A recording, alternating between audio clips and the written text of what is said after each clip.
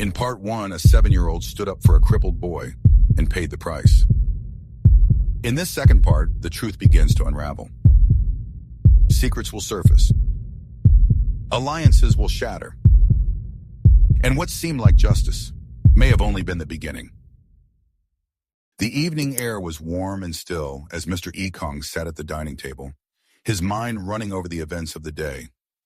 Oliver sat opposite him, quietly finishing a plate of jollof rice. Ekong watched his son for a moment, then leaned forward. "Oliver," he said softly, "you mentioned earlier that your former teacher, Miss Kate, was someone you respected. Tell me about her." Oliver's face brightened slightly, despite the day's troubles. "She's fair, Dad. She listens to everyone. She doesn't treat some kids better than the others. She treats us all equally. Some time ago, when Terry made fun of other kids, she told him firmly to stop." Ekong nodded slowly. "And she doesn't work at the school anymore?" "She left," Oliver replied. "None of us knows exactly why, but it was around the same period she cautioned Terry strongly for making fun of other kids. She told the class goodbye one morning and never came back." That night after dinner, Ekong placed a call across to Miss Kate.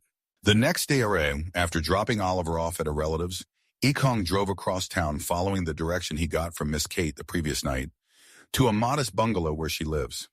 She greeted him politely at the door, though surprise flickered in her eyes. "Mr. Ekong," she said, shaking his hand. "Come in, please. What brings you here?" Seated in her small living room, he explained everything.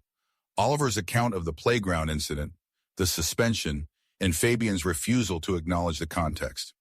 Kate listened intently, her expression darkening. "That's no surprise," she said, finally. "It's exactly what happened to me. I cautioned Terry for mocking other pupils. Fabian called me into his office, told me to handle certain students more gently. When I refused to apply double standards, he threatened me. I resigned rather than compromise my principles." Ekong's jaw tightened. "So it's a pattern. He protects that boy no matter what he does, and anyone who stands in the way is silenced." Kate gave a grim nod. "Yes, and it's the students who suffer." He hesitated for only a moment before speaking. "Miss Kate, I intend to fight this, not just for Oliver, but for every child who deserves fairness. I know a lawyer, a friend of mine. Would you be willing to meet with us?" Kate's eyes lit with determination. "If it means holding Fabian accountable, I'll be there." That afternoon, they met in a small law office tucked above a row of shops. Mr. Ibrahim, a sharp-eyed man in his 40s, welcomed them with a firm handshake. "Ekong tells me we have a case worth pursuing," he said, gesturing for them to sit. Ekong outlined the events in careful detail, Kate adding her own experience for context. Ibrahim listened without interruption, jotting notes in a small leather-bound book. "From what you've told me," Ibrahim said finally, "we have grounds to sue. The school's policy may be clear, but the law also recognizes the right to defend others from harm, especially vulnerable persons like this boy Yemi. And Miss Kate's testimony about favoritism strengthens the claim of institutional bias." Ekong leaned forward. "What would we need to proceed?" "Statements," Ibrahim replied. "From Oliver, from Yemi, if possible, from Miss Kate, and any other witnesses. Records of the suspension letter, the school's policy handbook, and evidence of past complaints about Terry's conduct." Kate nodded. "I can reach out to a few former colleagues. Some won't speak publicly, but they might provide written statements." "Good," Ibrahim said. "We'll also prepare to send a formal letter to the school. Sometimes the mere threat of legal action forces a settlement or policy change." Ekong's lips curved into a faint smile. "I'm not looking for hush money. I want them held accountable." "And that," Ibrahim replied, "is exactly how we'll proceed." The three of them shook hands, sealing the start of their alliance. As Ekong stepped back into the fading daylight, he felt a steady resolve settle over him. This was no longer just about his son. It was about exposing the rot festering beneath the school's polished reputation and overseen by Mr. Fabian. The corridors of the school bustled with their usual weekday noise, but beneath the surface, something far more dangerous was stirring. Whispers passed between staff members in hushed tones, snippets of conversations exchanged quickly in the staff room before falling silent when certain footsteps approached. Rumors had begun to spread, rumors with teeth. It started with a leak. No one could trace its exact origin. Perhaps a discontented staff member, a former employee, or someone with access to sensitive files. What mattered was the substance of the revelation. Mr. Fabian had, for 2 consecutive terms, increased school fees without the knowledge or approval of the school board. The extra money, substantial in sum, never made it into the school's official accounts. Instead, it had found its way into Fabian's personal pockets. The leak did not stop there. Documents, photocopies of invoices, bank transfers, and even internal memos surfaced anonymously in staff WhatsApp groups and among a select few parents. These papers told a damning story. A sum of 5.8 million Naira, approved by the board for a major school project, had been diverted and squandered by Fabian. The project had been delayed indefinitely, its absence quietly and hiddenly ignored during board meetings. Those who saw the documents quickly connected the dots.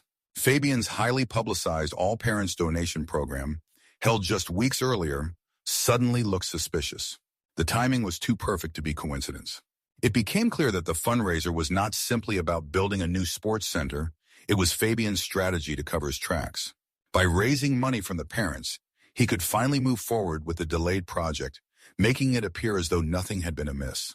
The hope was that once the project was complete, no one would question the missing 5.8 million Naira. In small clusters, staff speculated about how deep the corruption ran. Some feared speaking openly, worried about losing their jobs or being targeted by Fabian.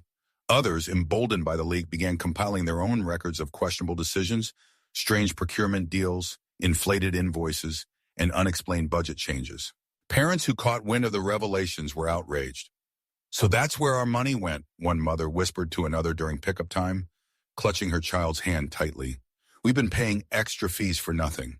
By late afternoon, Fabian himself seemed on edge. His usual easy smile was replaced with a tight-lipped mask as he moved between meetings. In private, he grilled department heads, trying to determine who had access to the documents and who might be talking. The knowledge that his actions could now be traced gnawed at him. Meanwhile, outside the school walls, the story was spreading faster than Fabian could contain it. The leak had set off a chain reaction that was only just beginning.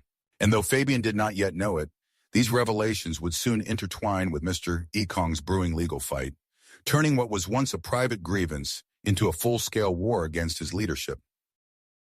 2 weeks later, the school's polished reception area was disrupted by an unexpected delivery. A court officer dressed in a crisp black suit walked in and handed a thick envelope to the secretary. Within minutes, the news rippled through the corridors. The school had been served a court summons. The document bore the official seal, addressed jointly to the institution and its principal, Mr. Fabian. The charges centered on wrongful suspension, negligence in protecting students, and systemic bias. It was the first formal step in a legal battle that promised to be messy. This was no accidental target. Mr. Ekong, working closely with his lawyer, Mr. Ibrahim, had devised a deliberate strategy, not simply to challenge the suspension, but to ensure that Fabian himself would stand in the spotlight. Ibrahim knew that the school board valued its reputation above all else. If the case was framed as a risk to the school's public image, the board would be forced to distance itself from Fabian to protect their brand. The plan was precise. Every line in the filing named Fabian personally as the decision-maker, the one responsible for the unjust punishment, the one who failed to act when a disabled student was endangered. It painted him not as a representative of the school's values, but as a rogue principal whose actions placed the entire institution at risk. In their meetings, Ibrahim explained the tactic clearly. "We make this about him," he told Ekong and Miss Kate. "We show the court and the public that his decisions are the problem. The board will have no choice but to see him as a liability." Ekong agreed. "If the board turns on him, he loses the shield he's been hiding behind. Then the truth comes out, all of it." By the end of the day, copies of the summons had reached the school board members. Whispers began anew, but this time the murmurs carried a sharper edge. Fabian's name was no longer being spoken in quiet reverence, but with caution and suspicion. The trap had been set. Now it was only a matter of time before the pressure closed in from all sides. The date for the hearing was within 10 days, and it arrived even quicker. On that day, the courtroom felt like a held breath. When Mr. Ibrahim rose, he did so with the unhurried calm of a man who had come prepared to pick a lock in full daylight. "My lord," he began, inclining his head before turning a measured gaze to the benches, "this is not a quarrel about a line in a handbook. It is about a child who stood between harm and the vulnerable, and an administration that punished him for it. We will show a pattern, selective enforcement, favoritism, and a refusal to listen when truth was offered plainly." The school's attorney shifted in his chair and then stood, smoothing the front of his suit. My lord, the plaintiffs want sentiment to overturn order. The school has a no-contact policy. It was breached. The decision was lawful. Ibrahim did not flinch. If order means watching a disabled child be tipped from a chair, then it is not order at all. A murmur rippled at the back rows. The judge, white-haired, patient, and watchful, lifted one finger and the room stilled as if on command. Call your first witness, the judge said. Ibrahim turned. Miss Kate. She walked to the stand with her shoulders square, right hand steady as she was sworn in.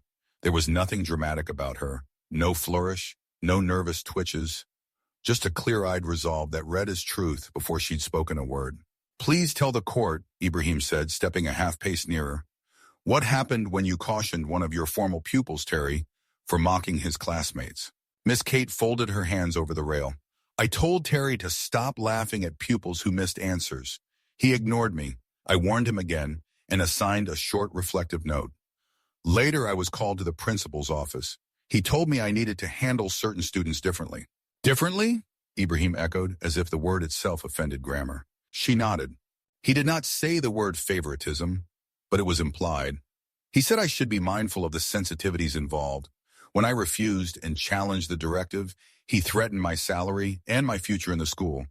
So obviously it was between following his directive and going against fairness, or walking away. I chose equality and fairness. I resigned. The school's attorney rose quickly. My lord, the matter of her resignation is collateral, irrelevant to the incident in question. Overruled, the judge said without looking away from Miss Kate. I am interested in the context of decision-making at this school. Continue. Miss Kate went on, voice even. I taught Oliver. He is polite, focused, and fair-minded. If he pushed someone, he would have believed there was no other way to prevent harm. And your observation of the school's approach to Terry? Ibrahim asked. Indulgent, she said plainly. He was protected. That knowledge emboldened him. The school's attorney approached for cross-examination with a careful smile that didn't reach his eyes. Madam, you left the school under tension. Might you be disgruntled? I left, she answered, because I refuse to be part of an unjust system. If that makes me disgruntled, I will wear it like a badge. Is it true you sometimes raised your voice in class? It is true I insisted on respect. I do not apologize. He tried another line. Do you have any personal issues with the principal? I have professional issues with his conduct, she said. They are not personal at all. The attorney hesitated, then shrugged. No further questions. Ibrahim nodded to the bailiff and then to the gallery. Oliver. The boy's feet were too short to reach the floor. When he sat, his shoes swung a little, betraying nerves he hid well in his face. His small hand rose to be sworn in. His voice, when it came, was clear enough to cut soft paper. Tell the truth of the playground, Ibrahim said, gentling his tone. Oliver took a breath. Yemi was rolling toward the mango tree. Terry stood in front of him. When Yemi tried to pass, Terry moved again. He said he would push him out of the chair. He grabbed the handles and pulled. I told him to stop. He didn't, so I took his hands off and pushed him away. Did you intend to hurt him? Ibrahim asked. No, sir. I wanted him to let go. He fell. I'm sorry he got hurt, but I didn't want Yemi to be hurt worse. How much time did you have to call a teacher? Ibrahim asked. Oliver's eyes flicked toward the judge, then back.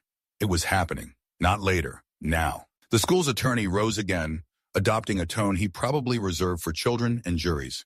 Young man, do you know the school policy about touching other students during disputes? Yes, Oliver said. And yet you pushed. I did, the boy answered. Because Yemi cannot stand. If he fell, he could be hurt badly. The attorney waited for the tremble that didn't come, then tried to coax it out. Couldn't you simply shout for help? I did shout, Oliver said. He didn't stop. And you felt empowered to, what, enforce the rules yourself? No, Oliver replied, and there was something old in his answer. I felt responsible to help my friend. The attorney regarded the boy for a long beat, then let his hands fall. No further questions. When Ibrahim called Mr. Ekong, the man stepped forward with the unshowy strength of a straight beam. He spoke briefly of raising his son, of finishing one's work before play, of telling the truth even when it costs you. He described the meeting with the principal, the refusal to hear context. The suspension letter slid across a desk like a verdict without a trial. What did you ask the principal? Ibrahim prompted. I asked whether it would have been fair, Ekong said, to stand by and watch a disabled child be toppled. He said the policy was what mattered. Ekong's voice did not rise, but the iron in it was unmistakable. If policy is a blindfold, we are leading children into walls. The school's attorney kept his cross-examination short, as if unwilling to push into the place where the father's calm became a storm. You love your son, Mr. Ekong. That is clear. Love can cloud judgment. It can, Ekong conceded, but truth clears it again. The judge called for a 1-hour recess. The benches emptied into the corridors like water pouring out of a bowl, whispering streams of speculation. Ibrahim sat with Oliver and his father for a moment, then rose and disappeared down a side corridor door, returning 10 minutes later with a thin folder whose spine had the look of a blade. When they reconvened, the school's attorney called Mr. Fabian. The principal's walk to the stand carried none of his usual glide. He sat too carefully, adjusted his tie too often, and when he was sworn in, his eyes sought the comfort of the back wall rather than the faces in front of him. The school's attorney kept his questions broad, like nets cast into deep water. Please explain your decision regarding Oliver's suspension. Fabian clasped his hands. The policy is clear. I applied it. Physical contact during disputes is prohibited. It is a matter of order and safety. Were you aware of any danger to the disabled student? I was aware there was a disagreement, he said. Our rules exist to prevent harm. And you acted without fear or favor. I did, he replied, though the words landed without weight. Ibrahim stood for cross-examination like a man stepping onto a bridge he had built himself. He took his time, arranging sheets on the lectern, letting the silence stretch just enough to put a tremor in someone else's hand. Principal Fabian, he began, do you recall Miss Kate cautioning Terry for mocking students? Fabian's chin stiffened. I am aware she had issues with classroom management. Is that what it was? Ibrahim asked mildly. Issues with classroom management? Or an issue with your management when she refused to handle some students differently? Fabian shifted. I never used that word. You didn't have to, Ibrahim said, not unkindly. She heard it anyway. The school's attorney rose half an inch. My lord, sit, the judge said softly. He did. Ibrahim continued, not raising his voice. On the day of the playground incident, did you order an inquiry? Speak to multiple children? Ask why a wheelchair was being grabbed. I spoke to staff, Fabian answered. There was a violation. I enforced the rule. So context did not matter. The rule is the rule. Ibrahim inclined his head as if the principal had helped him. Let's speak of other rules then. Financial rules, for instance. Fabian's fingers tightened on the rail. This is not a financial case. It is a case about your judgment, Ibrahim said, and now he lifted the folder and withdrew crisp copies, stapled and stamped. He handed them to the bailiff, who carried them to the bench, then set another set on the witness stand. These are internal memos authorizing fee increases over 2 terms without board approval. These are bank transfer records showing funds entering accounts outside the school's ledger. And these, he added, laying down the last sheaf like a quiet finality, document a 5 million Naira allocation for a capital project that stalled while you organized a donations drive to paper over the whole. The room inhaled. Somewhere at the back, a pen clattered to the floor and no one moved to pick it up. Fabian licked his lips. These are internal matters. They are, Ibrahim agreed, because you kept them internal. The point here is not to try your finances. It is to show that your decision-making follows a pattern: secrecy, self-protection, and selective enforcement. You ignored a vulnerable child's immediate danger because acknowledging it would have meant admitting that rules are means, not gods. The school's attorney found his voice. My lord, I object to this fishing expedition. The judge settled the papers with a fingertip, his expression unreadable. The court will allow limited exploration of leadership pattern insofar as it bears on credibility. Proceed carefully, counsel. Ibrahim turned back to the witness, about to land another damaging blow. Terry's classroom brag about how his dad, Mr. Augustine, called the principal concerning how Miss Kate reprimanded him had found its way through Oliver to Mr. Ibrahim. Now standing directly opposite Fabian, he began. Did Mr. Augustine call you on the evening of the classroom reprimand, the week prior to the fundraiser? Fabian's silence said enough. And did he suggest that his son be protected from embarrassment? Ibrahim asked. I do not recall the exact words. Do you recall the money? Ibrahim asked, and the gentleness in the question made it sharper. The promise of 2.5 million for a project that, curiously, had already been funded on paper. Fabian blinked, and for the first time anger cracked through. Donors support schools. That is not a sin. No, Ibrahim said, but punishing a child to flatter a donor is. Fabian tried to recover. I punished a breach of policy, not a child. Then why, Ibrahim asked, one hand splayed on the lectern, did you not open your eyes to what led to it? He let the question hang. No answer came that could stand upright. The judge called a 1-hour recess. Outside, the air tasted metallic with gossip. Inside, court officers moved like clockwork, resetting the room for the last movement of a symphony that already knew its end. When they returned, the judge took a long moment with the file. The room settled into a collective stillness, as if the furniture had ears. He spoke without theatrics, as though justice did not require flourish. This proceeding has been conducted fairly, he began, looking from one table to the other. I have listened to the witnesses, watched their manner, and considered the documents tendered. Schools are entrusted with children not only to teach them arithmetic and grammar, but to form their conscience by what we praise and what we punish. He turned his gaze to the principal.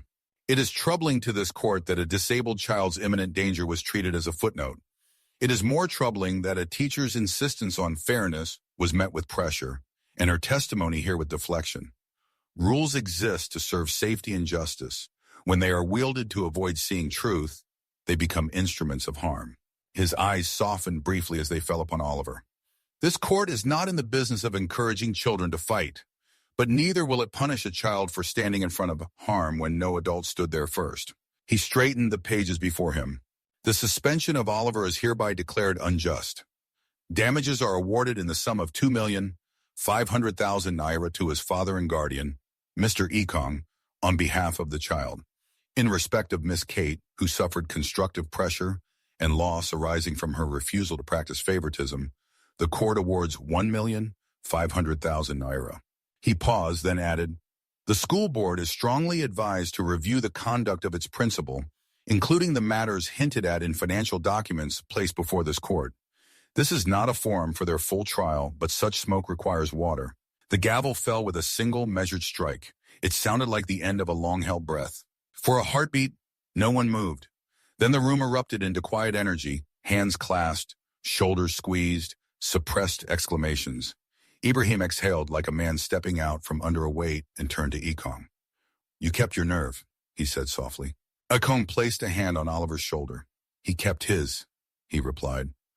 The boy looked up, relief and pride warring on his small face. Thank you, sir, Oliver added to Ibrahim, the words shaped with the formality his father had taught him. Across the aisle, Fabian remained seated, eyes fixed on nothing, the color gone from his cheeks. The school's attorney spoke to him in a low rush, but the principal's gaze had drifted to the door, as if he could still walk through it into the day he thought he controlled. Outside, the courthouse steps gleamed in the late sun. Microphones bobbed like curious birds as reporters pressed forward. Ibrahim kept it brief. This judgment is not against education, that he said. It is for it. It tells every school that justice is part of the curriculum. Ekong did not play to the cameras.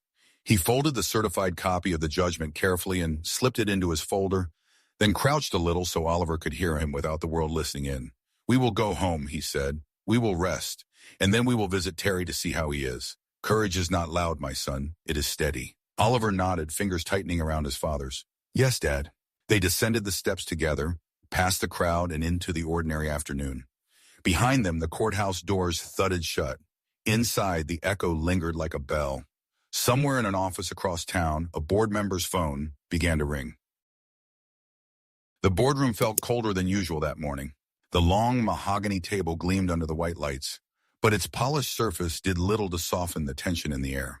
Mr. Fabian sat at one end, hands clasped tightly in front of him, his eyes darting from one panel member to another. Around the table sat 7 board members, each with a folder in front of them. Behind them, 2 stenographers prepared their notes, and at the far side, the school's legal officer leaned back, silently observing. The chairman of the panel, an elderly man with silver hair and a sharp gaze, cleared his throat.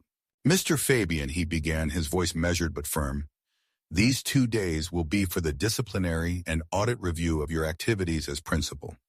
We will begin with the allegations of inflating school fees for 2 consecutive terms and the alleged mismanagement of the 5 million Naira allocated for the Sports Center project. A murmur of papers shuffled across the table. The first panelist, a middle-aged woman in a navy suit, fixed Fabian with a steady look. Our records, she said, show that the approved fee per student was 150,000 Naira.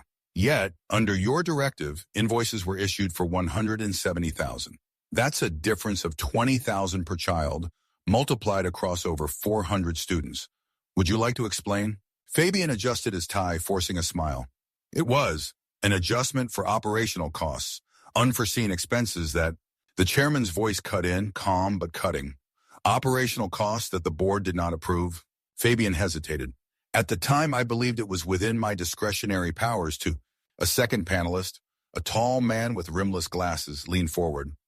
Your belief is not in question, Mr. Fabian. The facts are. And the facts are that those funds did not reach the school's operating account. Where did they go? Fabian's mouth opened, then closed again. He looked down at his clasped hands, avoiding their eyes. The room's air seemed to thicken. Another voice, sharper this time, came from the far end. Let's move to the sports center project. The board approved 5 million Naira for this upgrade 8 months ago.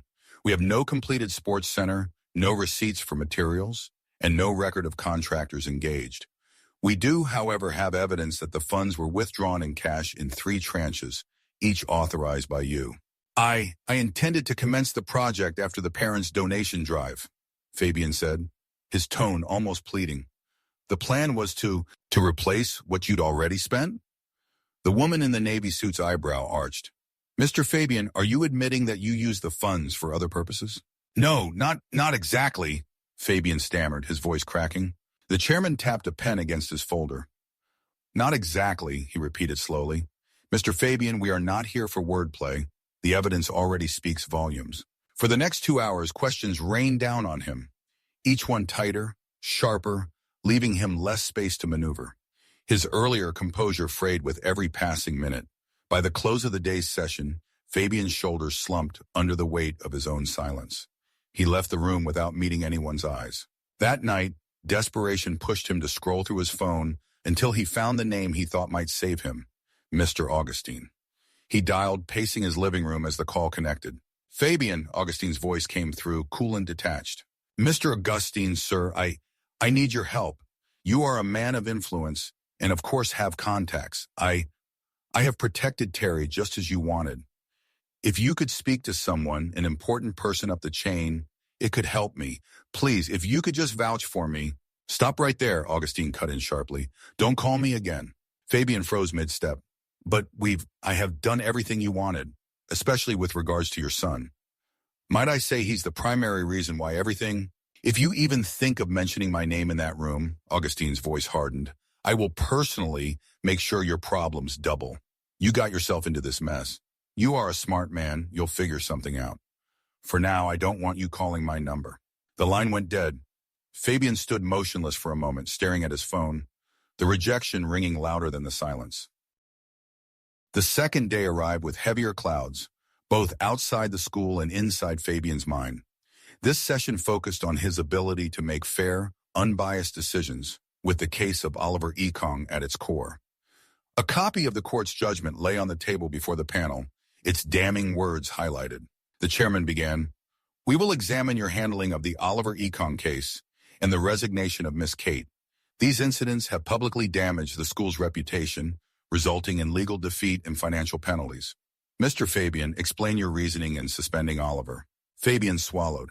He breached school policy. Physical contact during... A panelist interrupted. And the context? The boy was defending a disabled student from being pushed over. You considered that irrelevant? Fabian's eyes flicked toward the legal officer, but no help came. The rules are clear. So clear that you chose to protect the aggressor? Another panelist asked, her tone sharp. And what of Miss Kate? She testified in court that she resigned after you warned her against disciplining the same student. Did that not indicate a pattern of favoritism? I simply wanted to manage situations without unnecessary escalation, Fabian muttered. The chairman leaned forward, hands clasped. What you call managing situations appears to us as shielding one student and punishing others unfairly. This is bias, Mr. Fabian, and it is unacceptable. For the rest of the session, Fabian endured a barrage of examples, each one pulling threads from his already frayed defense. Witness statements from staff who had left under his tenure. Records of complaints from parents ignored. Each detail tightened the noose. By the end of the second day, the verdict was inevitable. The chairman's voice carried the weight of finality as he spoke. Mr. Fabian, This panel finds you in breach of fiduciary responsibility, guilty of misappropriation of funds, abuse of authority, and conduct unbecoming of your office. Your actions have harmed students, staff, and the school's reputation. Two security officers stepped into the room. The air seemed to still as Fabian realized what was coming. You are hereby relieved of your duties as principal, the chairman continued. The findings of this panel will be forwarded to the appropriate authorities for criminal prosecution. Fabian's protest died in his throat. He was escorted out, the echo of his footsteps following him down the corridor. Days later, formal charges were filed: misappropriation, fraud, and abuse of office. The man who once ruled the school with unchecked authority now faced the stark reality of a prison cell. The reputational damage to St. Dominic's Academy resulting from Fabian's misconduct would need to be handled. This morning, the sun spilled across the school compound, glinting off the polished brass of the front gates. A small podium had been set up just inside the entrance, flanked by two banners bearing the school's crest. Several members of the school board stood behind it, their faces solemn but composed. A few journalists, parents, and curious onlookers had gathered, murmuring in anticipation. Mrs. Felicia, the board vice chairperson, stepped forward. She adjusted the microphone, the faint hum silencing the crowd. "Good morning, ladies and gentlemen," she began, her voice steady but carrying the weight of what was to follow. "We, the Board of Governors of St. Dominic's Academy, have called this press briefing to address recent events that have deeply affected our institution and, more importantly, the individuals within it." She took a measured breath before continuing. "First, we wish to extend our sincerest apologies to Mr. Ekong, his son Oliver, and to Miss Kate. The injustice they suffered at the hands of our former principal, Mr. Fabian, is unacceptable. We commend their courage in standing up to wrongdoing, especially young Oliver, whose bravery in defending a fellow student serves as a lesson to us all." A murmur rippled through the crowd. Cameras clicked. Somewhere near the back, a reporter scribbled furiously in a notebook. Mrs. Felicia's tone grew firmer. "Secondly, it is important to inform the public that Mr. Fabian, in line with school policy, has faced a full disciplinary process. His actions, including financial misconduct, abuse of authority, and bias in his decision-making, have been reviewed by both the board and external auditors. As a result, he is now in the custody of the authorities, where the law will take its full course." The air felt heavier as she paused to let her words settle. The board members behind her stood with hands clasped, their expressions united in gravity. "Our commitment," she went on, "is to ensure this institution remains a place where fairness is not optional, where every child is treated with dignity, and where our staff can work without fear of intimidation or favoritism. We will be implementing new oversight measures, stricter financial audits, and improved grievance channels for both students and employees." From the sidelines, a father in a checkered shirt whispered to another parent, "It's about time they owned up to it." The other simply nodded. Mrs. Felicia closed with the steady gaze across the crowd. "We thank the parents, the students, and the community for holding us accountable. It is our hope that this marks the beginning of a better chapter for St. Dominic's Academy." She stepped back from the podium, the sound of applause, muted but genuine, rising from the gathering. As the journalists surged forward with follow-up questions, the board members stood their ground, answering calmly, determined to show that this time their words would be matched by action. A week had passed since the board's public statement, and the dust around the scandal was beginning to settle. The school gates had reopened with a new sense of order, the banners of the press briefing now taken down. Inside the principal's office, the freshly appointed head of the school, Mrs. Abiola, reviewed her notes carefully before picking up the phone. It's been over a month since Oliver's unjust suspension was struck out by the court, and no explanation was needed for anyone to realize the obvious. She knew this conversation would require diplomacy. On the other end, in the comfort of his living room, Mr. Ekong answered. "Good afternoon, sir," Mrs. Abiola began, her tone warm but formal. "I'm calling on behalf of the board. We wanted to reach out personally to you regarding Oliver." Ekong listened in silence, his fingers drumming lightly on the arm of the chair. "We recognize the injustice your family endured," she continued, "and while nothing can erase what happened, we would be honored if Oliver could return to St. Dominic's. We have taken significant steps to ensure that the environment is safe, fair, and nurturing for all students. We truly believe Oliver's presence would be a blessing to the school." There was a brief pause before Ekong spoke. Mrs. Abiola, I appreciate your kind words and the effort you and the board have put into making amends. Your public statement meant a lot to us. It showed courage, and I commend that. But as for Oliver returning, I must decline respectfully. She exhaled quietly, sensing his decision was final. I understand, Mr. Ekong. Please know the door will always remain open for you and Oliver. Thank you, he replied, his voice calm but resolute. I wish the school well in this new chapter. After the call ended, Mrs. Abiola sat for a moment, then turned her attention to the second matter on her list, a call she was looking forward to.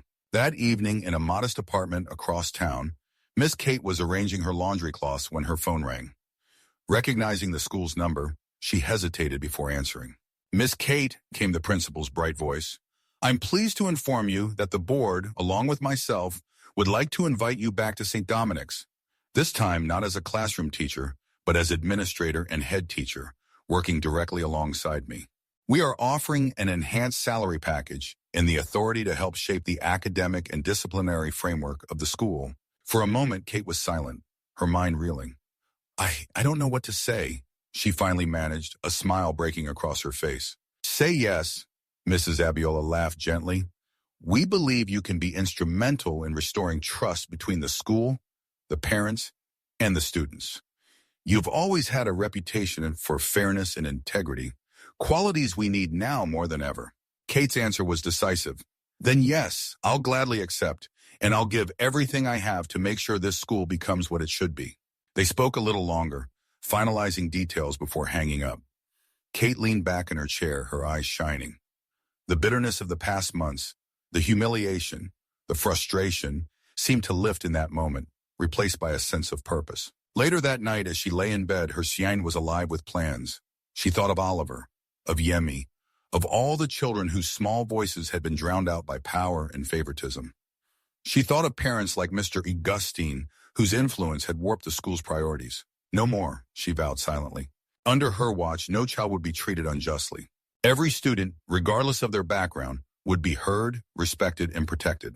And as for parents who thought their money could bend the rules, she would be polite, professional, but firm. This was a new era, and she would see to it personally that it never returned to the old ways. She turned off the bedside lamp, the faint hum of the city drifting in through the open window. For the first time in a long while, Miss Kate fell asleep with a smile, certain that tomorrow would mark the beginning of something better. Not just for her, but for every child who walked through the gates of St. Dominic's Academy. Thank you for watching. Please subscribe to our channel for more interesting stories.